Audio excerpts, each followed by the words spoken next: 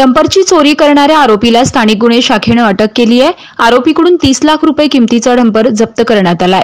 प्रकाश एकनाथ कदम असं आरोपीचं नाव आहे। राहुरी तालुक्यातील देवळाली प्रवरा येथील राजेंद्र लक्ष्मण मुसमाडे यांचा हायवा डंपर चोरीला गेल्याची घटना 5 मार्च 2024 रोजी घडली होती। राहुरी फॅक्टरी येथील मुसमाडे यांच्या पेट्रोल पंपावरून डंपर चोरीला गेला होता। या प्रकरणी चोरीचा गुन्हा दाखल झाला होता।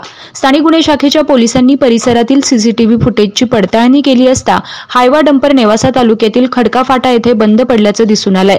त्यानुसार पथकानं रोडच्या फुटेजची पाहणी केली असता डंपर राहुरी घोडेगाव नेवासा फाटा वाळुंज पंढरपूर वैजापूर मार्गे शिर्डी परिसरामध्ये दिसून आला।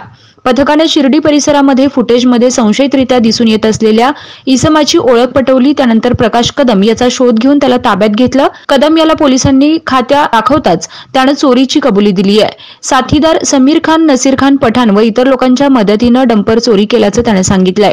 सदरची कारवाई पोलीस अधीक्षक राकेश ओला, अप्पर पोलीस अधीक्षक वैभव कलुबर्मे, उपविभागीय पोलीस अधिकारी बसवराज शिवपूजे यांच्या सूचना आणि मार्गदर्शनाखाली अहमदनगर स्थानिक गुन्हे शाखेचे पोलीस निरीक्षक दिनेश आहेर यांनी पोलीस कर्मचारी मनोहर गोसावी, रवींद्र कर्डिले, गणेश भिंगार दिवे, संतोष लोढे, संदीप चव्हाण, रोहित मिसाळ, प्रमोद जाधव, आकाश काळे, अमृत आढाव, प्रशांत राठोड, मेघराज कोल्हे यांचं पथक तयार करून सदरील गुन्हा उघडकीस आणलाय।